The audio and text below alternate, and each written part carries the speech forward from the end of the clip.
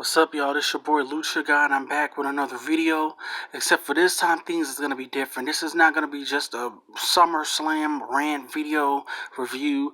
This will be also mixed in a part of the Lucha Underground review from last week. See, I was busy. Had a tough schedule. I know I told some of you guys this, but that's why you didn't get the Lucha Underground review last week. So I'll squeeze it in a part of this little Summerslam rant. I'll just say this: SummerSlam fucking sucked. SummerSlam did. The only match I really liked was AJ Styles versus Samoa Joe. I actually got to see a cool side of Samoa Joe. He was bringing up AJ Styles, his family, his wife, and his daughter. They actually was out there in the crowd. He actually mentioned that before the match. AJ Styles ended up, I guess Samoa Joe won, but AJ retained the title. The match ended because AJ Styles flipped out and hit Samoa Joe with a damn chair. The match ended with a disqualification. I think that's pretty lame. I really do. I hate it when it end matches like that, but I thought it was the best match of what I seen from SummerSlam. Ziggler and Seth Rollins had a good match, but first match on the show, Rollins won. He's now the Intercontinental Champion. One thing I hate it when they open up a show with a match like that, because I think Rollins Ziggler would have did better in the middle of the show. Any match that should have been first, it should have been a Charlotte, Becky Lynch, and a damn Carmella match. That match should have been what was first. I don't know why they put these women's matches in the middle of the card unless they're trying to get people hyped up for that damn Evolution all women's pay-per-view. Seems like now WWE wants to be like what TNA used to be, all women's pay-per-view. TNA had that first knockouts night only, and then AJ Styles versus Samoa Joe. Who would ever think AJ Styles and Samoa Joe would be a championship match at a SummerSlam? Seriously, go back 10 years ago in 2008. Would you really thought back in 2008 that AJ Styles and Samoa Joe would be headlining a damn SummerSlam 10 years later? You wouldn't really think that. Ziggler and Miz, my mom, this is weird, she don't even like wrestling, but she's a fan of Daniel Bryan. Ziggler and Miz, good match there. Whatever. I honestly, I don't hate Daniel Bryan. It's just whatever with me with him. I'm just shocked that the guy was even that over ever. Miz, to me, the Miz is just a big goofball, but it's whatever with that match. Fucking Ronda Rousey now is the champion. She beat Alexa Bliss, made her tap out. One thing I want to say, who the hell is going to be beating Ronda Rousey? They took one belt. I know I'm going a little early here with the review, but they got the belt off Brock Lesnar. But now it's like there's going to be another Brock Lesnar in the women's division on Raw, and that's Ronda Rousey. Who the hell is gonna be her for real? Alexa Bliss, she should have never been champion, honestly.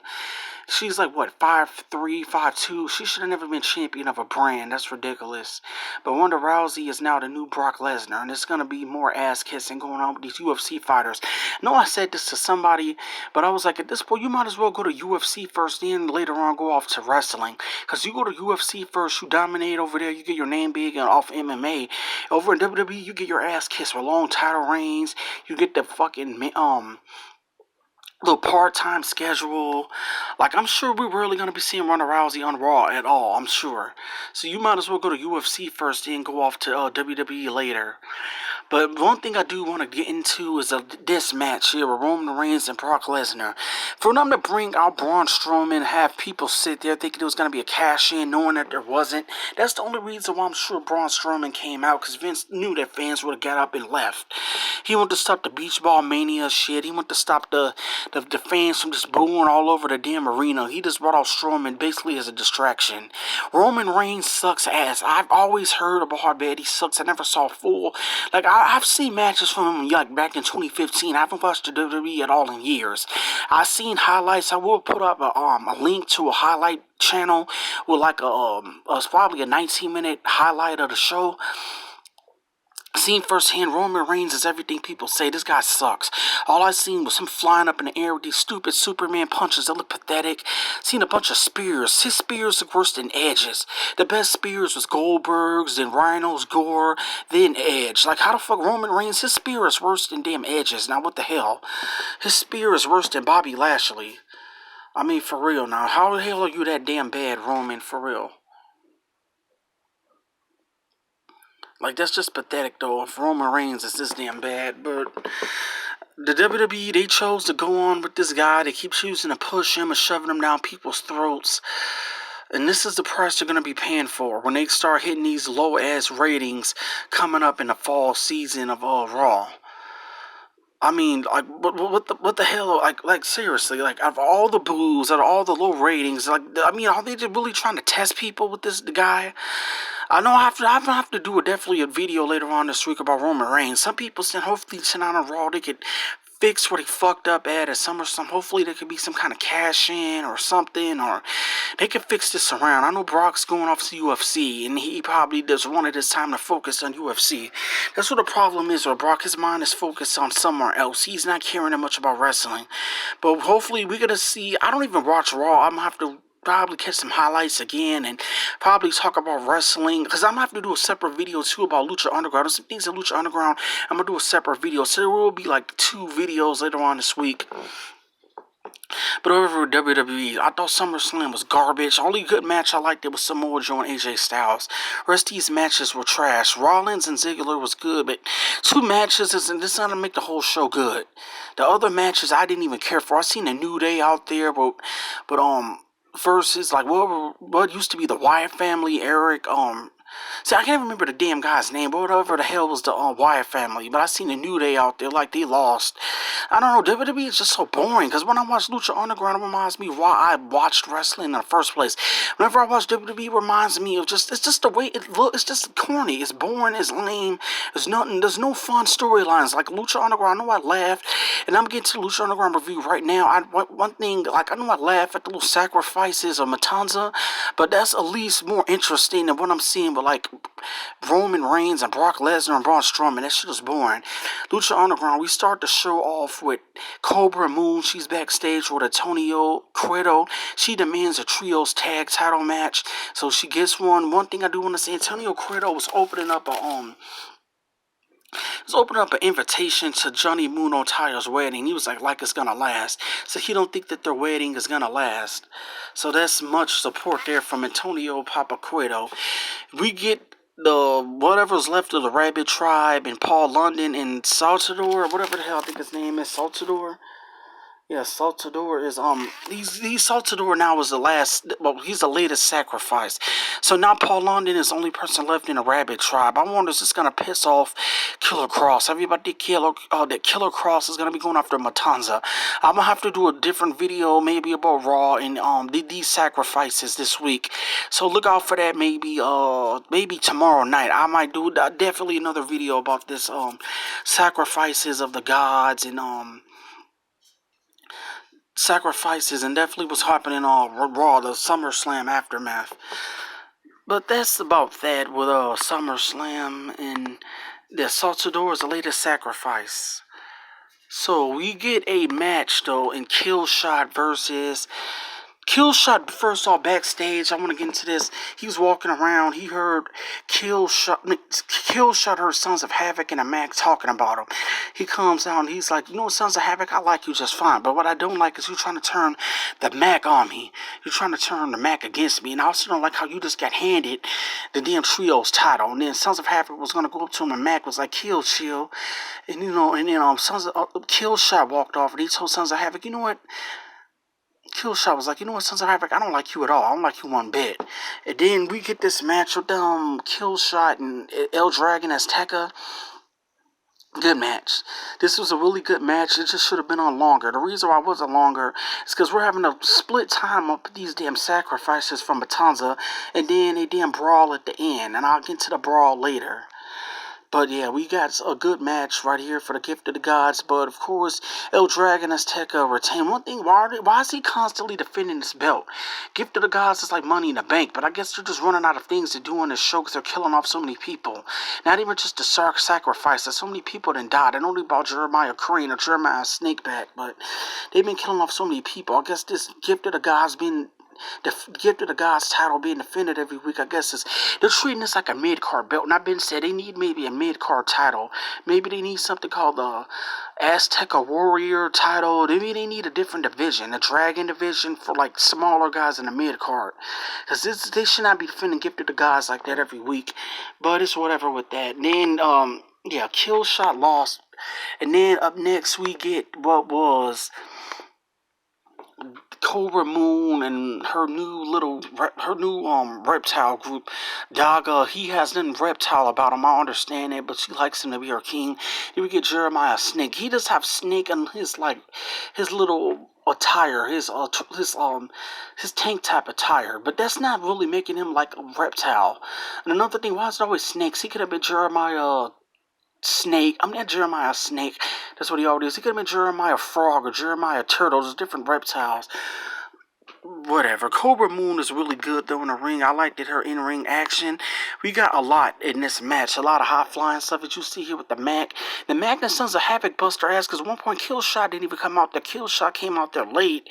He acted like he didn't even want to be a part of this. He didn't really do much at all in the match. But I understood why he didn't do all in the match because he just had a match for the Gift of the Gods title. Sons of Havoc like flew out of the ring. He ended up knocking down Killshot. And when he knocked down Killshot, Killshot took it as some kind of offense. So Killshot knocked down Sons of Havoc when he was going to do his finisher where he was jumping off the rope. Killshot like knocked Sons of Havoc down, and Sons of Havoc, that's how they ended up losing the trios tag titles. One thing I want to get into, this is a really cool move right here. Although people said like the Walls of Jericho just made in a snake angle, this was pretty damn cool. All these people just in a thing made like a snake from a move that's like the Walls of Jericho. I forgot to talk about this. It was a backstage segment with Edo Star and Drago, and they were just talking about their friendship. They was on a rooftop, kind of reminds me of Batman. One thing is like they're gonna have to go find Phoenix somewhere. Phoenix, one thing, his body is there, but Katrina sucked the soul out of him. So they're gonna have to find a way to get Phoenix his soul back. Because Phoenix, his body is there, but he has no soul right now. But then after the match, Killshot like sat on the ground. He was just talking so much shit to Sons of Havoc. He's like, oh, now you want to get up? Now you want to get up? I don't understand this heel turn. Or like, what is he mad about? Just the Sons of Havoc was forced with them? Like, what is this? And another thing is, where's Dante Fox? Some people say they seen him in the trailer. I have yet still to see him. If anybody know any news on Dante Fox, let me know. Has he been wrestling in the indies? Wow, I mean, where's Dante A.R. Fox been? If you guys know, please let me know down below about Dante A.R. Fox. So now we have Cobra Moon, Jeremiah Snake, and Daga as the new trios tag champions. And after this, we get a brawl, a big crazy brawl with Cage and Pentagon. We ended up, they shook up on real quick. I want to get into this black guy. It was this black guy out there, like he was busting shots at Prince Puma, because this priest, I guess he's going to be the guy to do the wedding for Taya and Johnny Mundo. They called him Father Rick. His first name was Rick, his last name was Shea. Rico Shea, the guy in NXT, yeah, that was Prince Puma. So to me, they were busting shots with that guy. They kept on zooming in on him the whole show, and they waited to the end and finally announced it. He was the priest that's going to be doing the wedding for the Mundos, Taya and Johnny Mundo. Pentagon ended up breaking the guy's arm. And then we get announced that next week is going to be a championship match again with Cage and Pentagon. It's going to be a last man standing match. So this week we will get Pentagon and Cage, last man standing match for the title. Cage is getting another title shot. I like Cage. I spoke to him a few times. But the only thing I really just wonder, why is he the only guy that's getting the championship constantly? I mean, from this knowledge, everybody should just come out and beat a Pentagon to get a championship match. But it's whatever. I'm not hating on Cage. I like the guy. He's a cool guy. If you write to this guy on social media, he'll write you back. He's cool. He's not like a lot of these wrestlers who block you. He's a cool guy. Shout out to Brian Cage. He's doing this thing. He's everywhere. He's on Impact. This guy's all over the place. But can't wait for this championship match. It should be better than definitely that damn suckfest of Roman and Brock. Cage and Pentagon. I'm looking forward to reviewing this. Backstage, we get something backstage with the Mac and Antonio Cueto. The Mac says he's mad at Killshot. He wants to fight him next week or this week. Antonio Cueto says no, he can't do that. And then Mac was like, why not? Antonio Cueto goes, Katrina already put you in a match. You're going to be in a haunted house match against Mil Muertes next week or this week. So now we're going to have also Mac versus Mil Muertes in a haunted house match. Some people are wondering, is this really a real haunted house match? Is this going to be like with the Hardys thing, the final deletions? No, what I've seen footage of is going to be inside like a cell. It's going to be inside a cage or something. It's going to be haunted house stuff. Not haunted house stuff, but spooky kind of stuff. Like decorations for Halloween. I got nothing against this. I'm just shocked they're doing this early on a damn season. It seems like, I know we're already halfway through, but it could have waited a little bit around even late September. It's looking closer to October for Halloween. It's just late August at this point, late August. They're already doing a spooky kind of theme match. I don't understand why are they rushing this. It would make more sense around October, because even isn't that when WWE do Hell in a Cell? In October is Halloween. I think Mac and Mil Mortez match would have made more sense around then. And the Mac goes, well, trick or treat, motherfucker, and the show went off. I will review Lucha Underground this week on time. Hopefully that review should be up by Friday. I'm not working this week, I don't think. Now I'll do another video probably Tuesday night, tomorrow night, about Raw and my thing about these sacrifices and who might be the guy that finally stopped Matanza. I will get into that in another video probably tomorrow night. But this is your boy Lucha Guy. I'm out. Hit like and subscribe if you haven't. You guys feel free to talk if there's something to say. If you guys have any questions, any video requests, let me know. I will cover it.